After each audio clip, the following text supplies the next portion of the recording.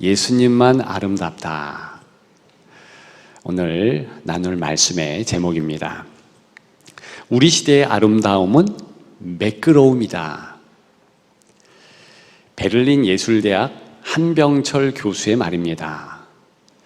아름다움을 평생 연구했으며 세계적인 석학자의 말이니 귀담아 들지 않을 수 없습니다. 생각해 보면 참 맞는 말이다 싶습니다.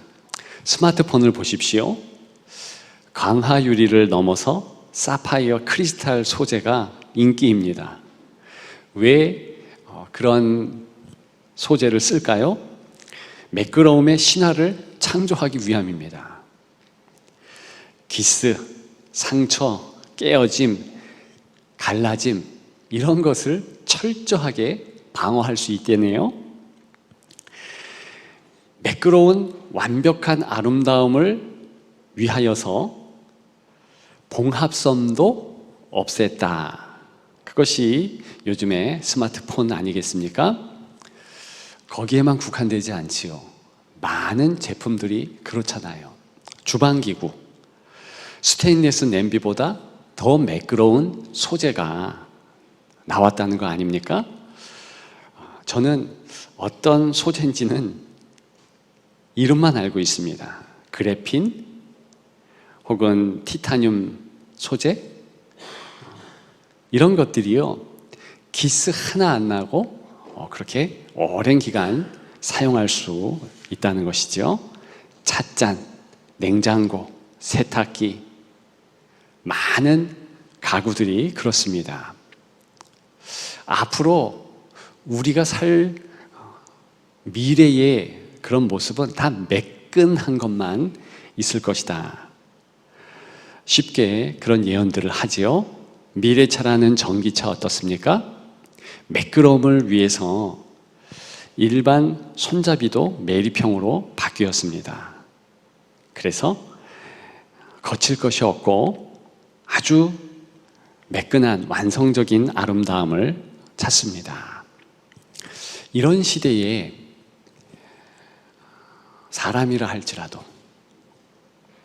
어떤 것이라 할지라도요 타인에게 상처 주는 것은 용납할 수 없습니다. 왜요? 기스 없는 삶, 그런 이미지, 세상을 추구하기 때문에 그렇다는 거죠. 다만 소비자나 관람자나 누구라 할지라도 좋아요를 외칠 수 있도록, 좋아요 유발할 수 있도록 그 정도 선에서 행한다는 것입니다. 이런 시대에 우리 주 예수 그리스도는 인기가 없을 듯합니다. 주님의 아름다움은 그런 매끄러움의 반대 아니겠습니까? 껄끄러움과 까칠함이잖아요. 예수 그리스도의 삶을 보십시오. 상처뿐인 삶을 사셨습니다. 소위 기스 가득한 삶이에요. 비단 그분께서 가시관 쓰고 십자가 지시는 그때뿐만이 아닙니다. 처음부터 끝까지 그러셨어요. 가장 낮은 마구간에 오셨습니다. 그것이 얼마나 거칠고 험한 풍경을 야기합니까? 냄새도 진동하지 않습니까? 그리고 길 위의 삶을 살아내셨습니다. 십자가의 결말을 지으셨지요. 문제는 그 다음이에요. 부활하신 이후에 우리 예수 그리스도께서는요 역시 자신의 상처를 그대로 드러내셨습니다. 도마에게 무엇이라고 말씀하셨습니까? 봐라, 내 상처를 그리고 만져라. 손을 내미시고 허리를 돌리셨지요. 거기에는 못자국이 있었죠. 또 창자국도 있지 않았습니까? 그게 우리 주님이셔요. 승천하신 영광의 몸을 지금은 입고 있습니다. 그럼에도 불구하고 요한계시록 5장에 의하면 예수님은 상처를 드러내고 계십니다. 한 어린 양이 서 있는데 일찍이 죽임을 당한 것 같더라. 죽임을 당한 어린 양. 봤더니 알겠다. 무슨 의미일까요? 상처가 있다는 거예요.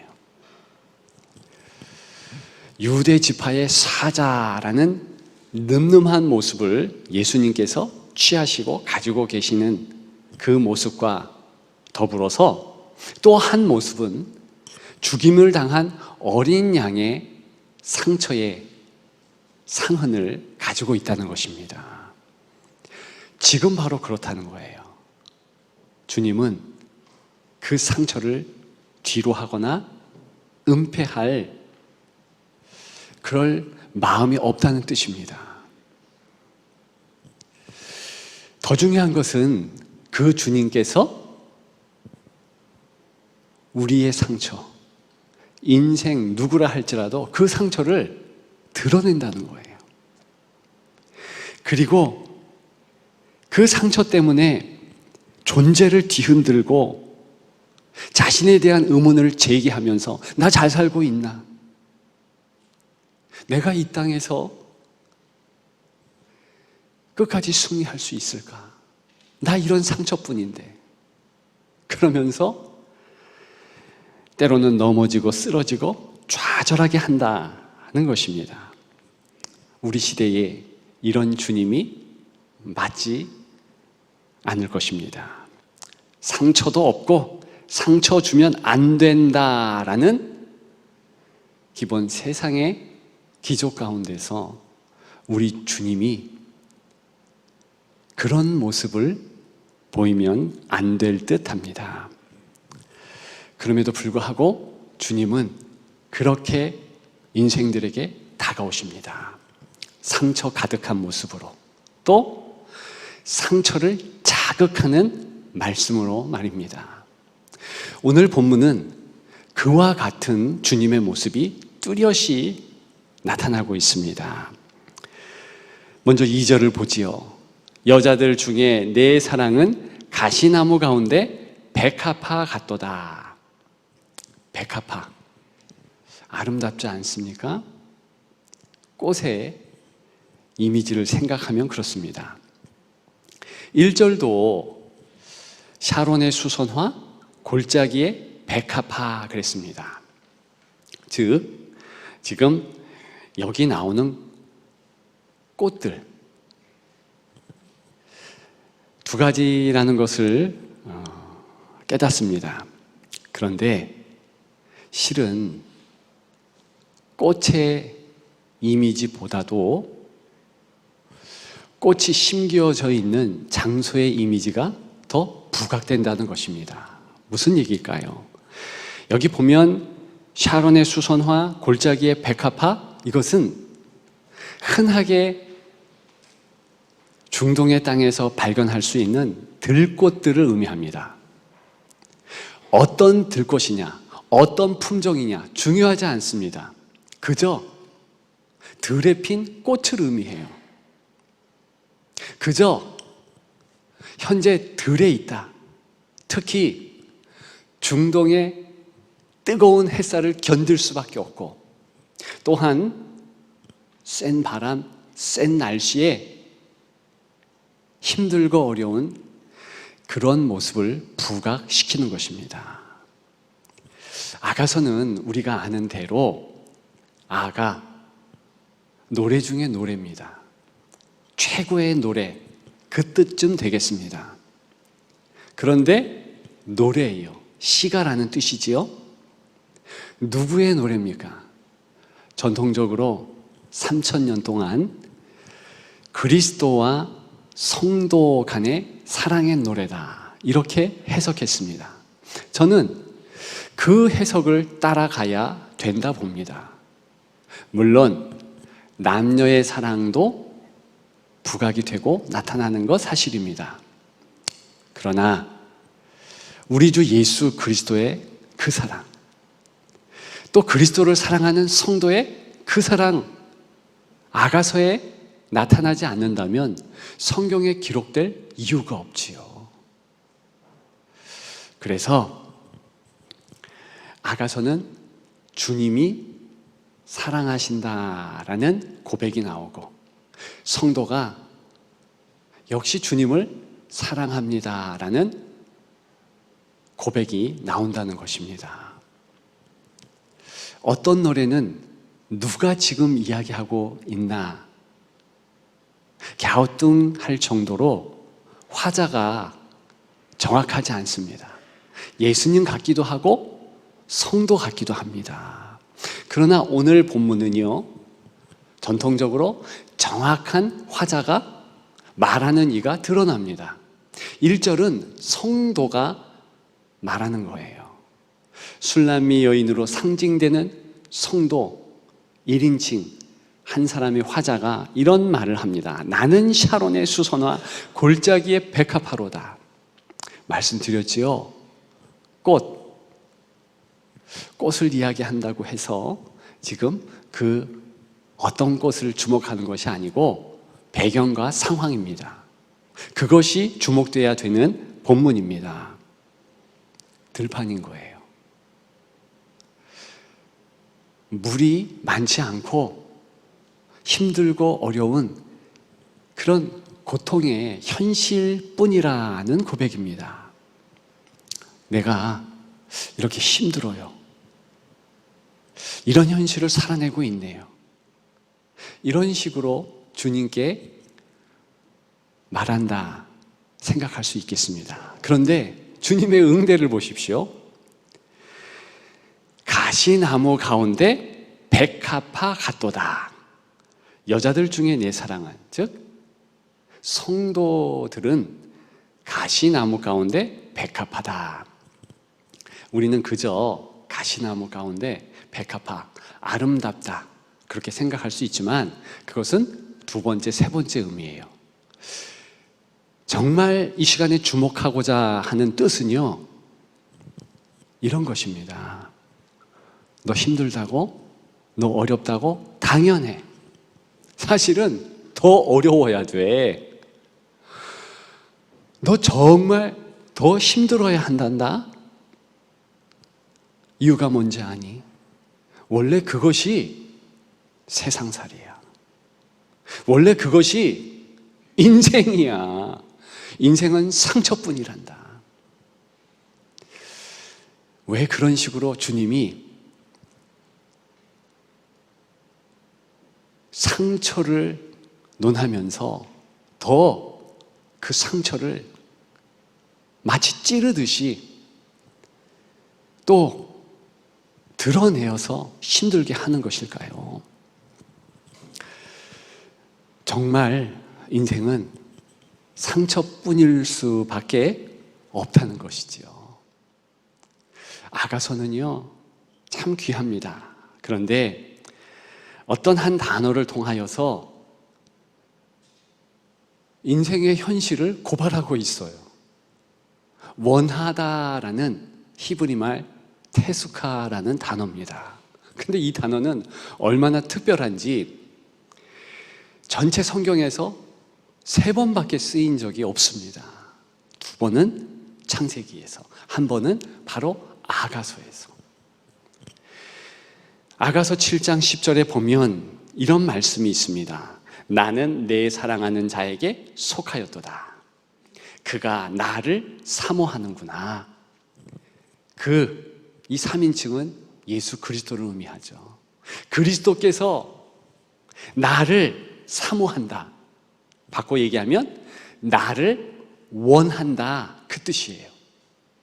그런데 이것이 성도와 그리스도 간의 아주 아름다운 모습, 사랑의 모습 아니겠습니까? 그런데 그 이전에 이 원하다라는 단어를 통하여서 인생의 상처, 아픔, 고통을 드러낸다는 것입니다. 먼저는 창세기 3장 16절이죠. 너는 남편을 원하고 남편은 너를 다스릴 것이라. 이 말은요, 아담과 하와가 범죄했습니다. 선악을 알게 하는 나무의 실과를 먹었어요. 그 이후에 하나님께서 저주로 말씀하신 거예요. 실은 인생에 어쩔 수 없는 관계의 어려움을 말하고 드러내고 있는 것입니다. 하와가 아담을 원해요.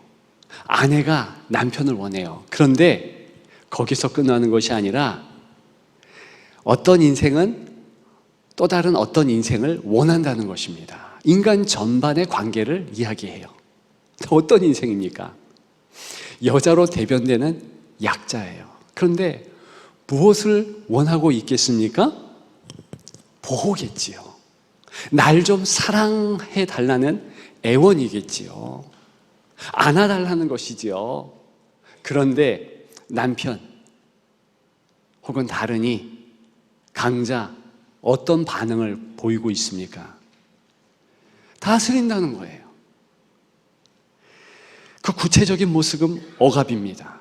폭력입니다. 증오예요. 약자가 도움을 원하는데 폭력으로 다스리는 거예요. 원하는 것이 아니라 이 강자의 생각 그리고 강자의 의도에 따라서 언어 폭력을 줄 수도 있고 폭력을 줄 수도 있습니다. 저는 이 부분에서 설교를 준비하다가 인도의 선교 시기 때 경험했던 일이 생각났습니다. 20세 이 정도로 보이는 경찰인데 60, 70세는 훨씬 넘어 보이는 할아버지 한 분을 막 때리는 거예요. 인도는 카스트 제도가 있잖아요. 거리에서 그런 일은 흔합니다. 처음에는 깜짝 놀랐어요.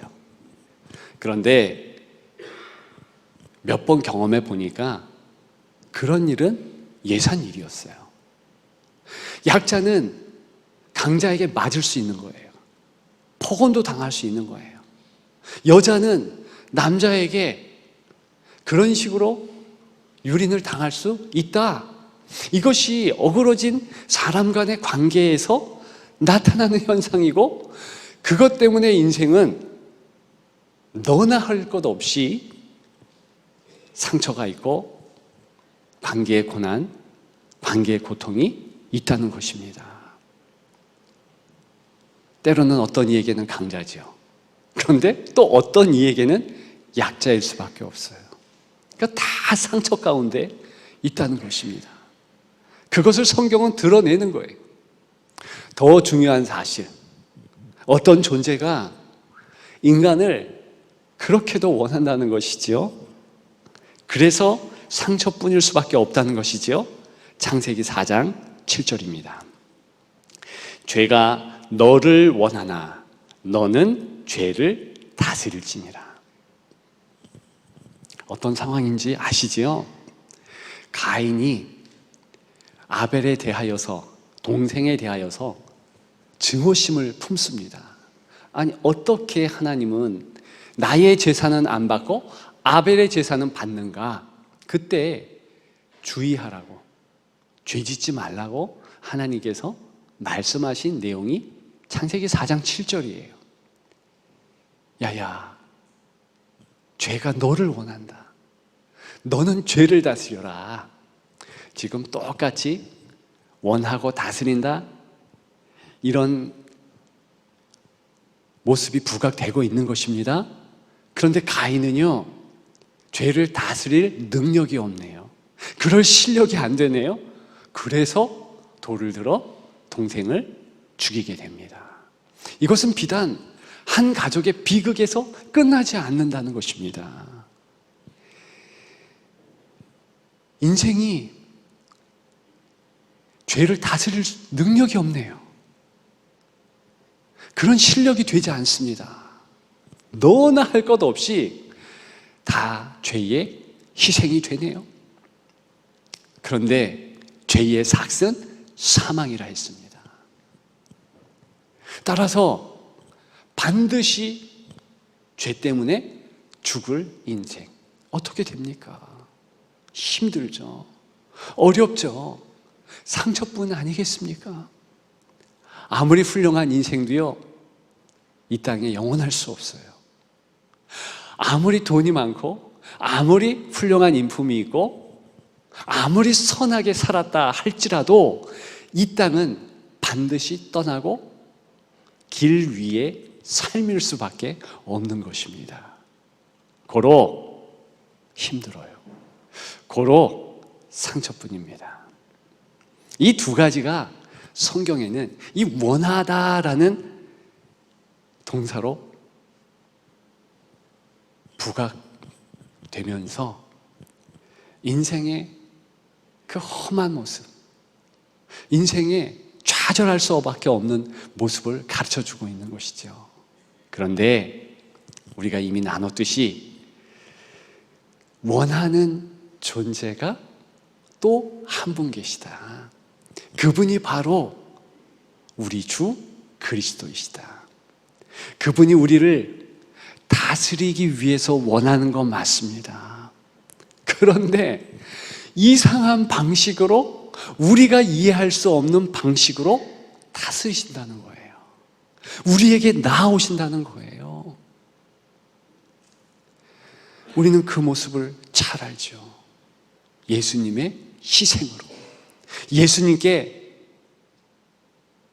예수님께서 피보혈을 흘리심으로 우리를 구원케 하신다.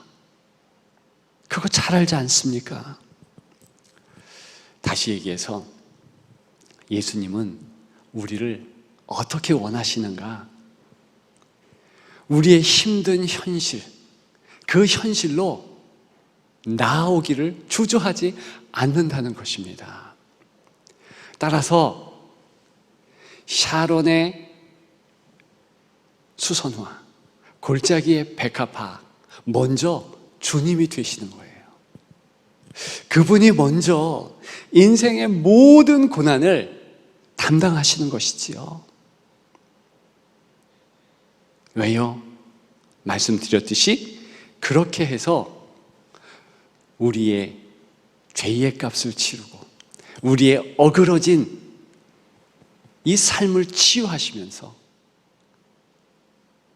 고난과 아픔을 감내하신 것이지요. 우리의 현실은 그런 주님과 동행하는 현실입니다. 그래서 그 고난의 이유를 안다면 우리는 조금 더 여유로울 수 있고 오히려 감사가 넘칠 수 있겠습니다. 삭개오라는 인물을 우리는 잘 알고 있습니다. 마치 성경을 보면 삭개오가 주님 앞에 나아온 듯 보입니다. 삭개오의 호기심으로 인하여서 돌 감람나무로 올라갔고, 그리고 예수님을 바라봤다. 이것이 표면적인 주님과의 만남의 기사인데, 그런데 실상은 삭개오가 주님에게 나아간 것이 아니라 주님이 삭개오에게 찾아오신 것이죠. 그런 삭개오를 주님은 올려보면서 삭개오야 내려오랴 말씀하셨습니다. 어떻게 그 이름을 알까요? 삭개오가 누구라는 것을 어떻게 그렇게 이미 호구조사 다 끝난 것과 같이 훤하게 알고 계셨을까요? 그것이 바로 우리에게 찾아오시는 주님의 모습입니다. 다 알고 계시는 거예요. 다 감당하시려고 오신 것이죠. 따라서 우리에게 있어서 고난은 다른 이유가 있다는 것입니다. 우리에게 어떤 고난이 있을까요? 아가서는 밝히 보여주고 있습니다. 그것은 주님 동행의 고난이에요. 너는 내 멍에를 지고 나를 따르라. 그리스도를 따르는 것도 일종의 고난이 있는 것입니다. 이렇게 예배 드리고 주일을 성수하고 주중 가운데서 기도의 시간을 따로 떼고 말씀을 읽고 찬양을 하는 것, 어찌 보면 내 마음대로 할 수 없는 것이니까 약간의 고난이라 이렇게 말할 수도 있지요. 그러나 꽤 큰 고난도 예수 믿기 때문에 있을 수 있습니다. 어떤 분들은요, 예수 믿는 것 때문에 손해도 봅니다. 잠깐 나 예수 안 믿는다 그렇게 생각하고 속일 수 있는데, 그냥 예수 믿는 자가 어떻게 속이리요 해서 정직하기 때문에 손해보는 이들도 보았습니다. 그것뿐이 아니에요. 지금 이 땅 가운데서 많은 곳에서 예수 믿는 그 하나의 이유로 순교를 당합니다. 목숨이 위태롭습니다. 그럼에도 불구하고 그리스도께서 함께 하심으로 그분 주시는 기쁨 때문에 감사가 넘치는 것 사실입니다. 3절입니다. 남자들 중에 나의 사랑하는 자는 숲풀 가운데 사과나무 같구나. 내가 그 그늘에 앉아서 심히 기뻐하였고 그 열매는 내 입에 달았도다. 이 3절에 고백하는 이는 성도지요. 그런데 예수님이 숲풀 가운데 우뚝 쓴 사과나무래요. 어떤 이들은 예수님을 보면서 고운 모양도 없고 풍채도 없은즉 우리의 보기에 흠모할 만한 아름다운 것이 없도다. 그러면서 눈살을 찌푸리고 매끄러움이 없는 그 주님을 거절하고 거부하면서 등을 돌리는데, 오늘 본문의 술람미 여인으로 상징되는 성도는 그와 반대 같은 행동을 합니다. 그런 상처 때문에, 나를 위한 그 상처 때문에 내가 주님을 사랑하지 않을 수 없고, 지금도 그 상처를 훈장 삼아 자랑스러워 하시면서 나를 위하여서 내 삶에 개입하시고 함께 하심으로 나는 주님이 참으로 좋다.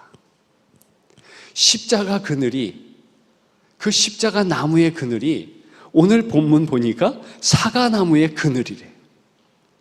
심히 기뻐한대요. 예수 그리스도의 열매가 내 입에 달다. 이런 고백입니다. 우리는 우리 신앙의 성도, 신앙의 선배 가운데서 똑같은 고백을 한 인물을 알고 있습니다. 항상 기뻐한다.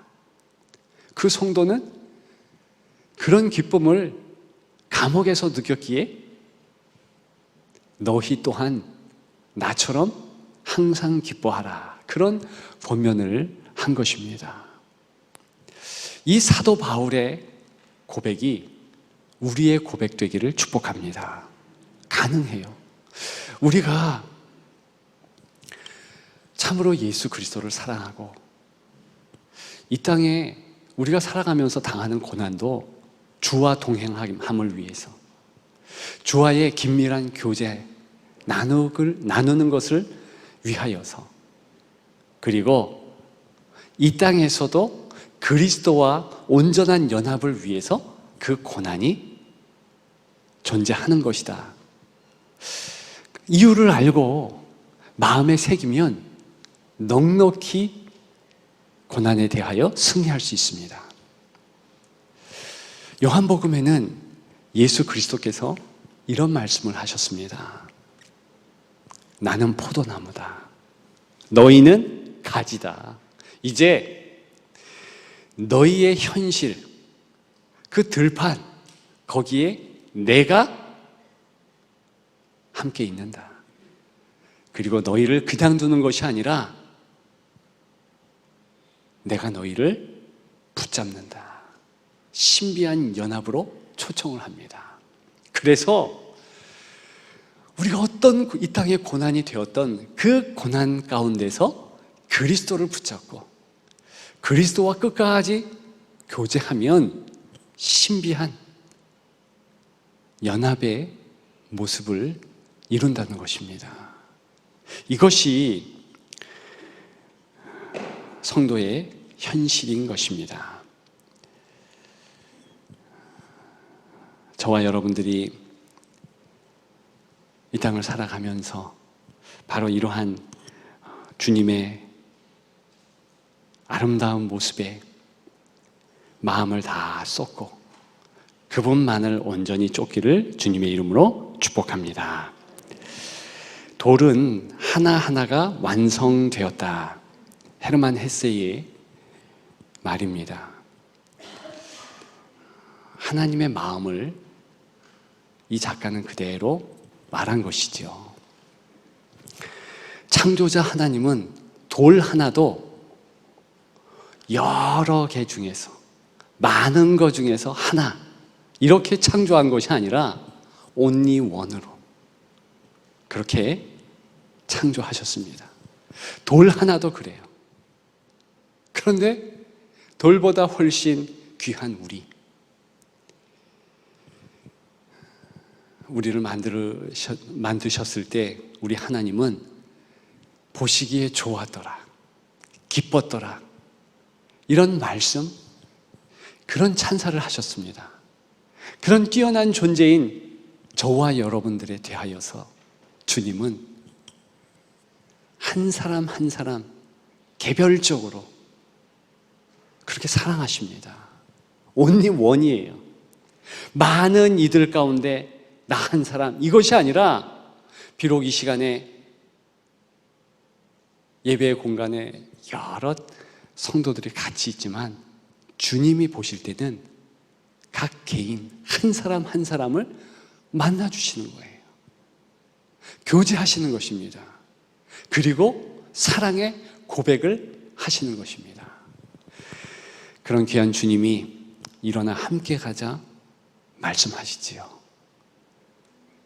어떻게 우리는 응대해야 되겠습니까? 아멘, 주 예수여.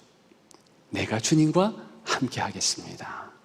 주님만을 따라가겠습니다. 그런 여러분들 되시기를 주님의 이름으로 축복합니다.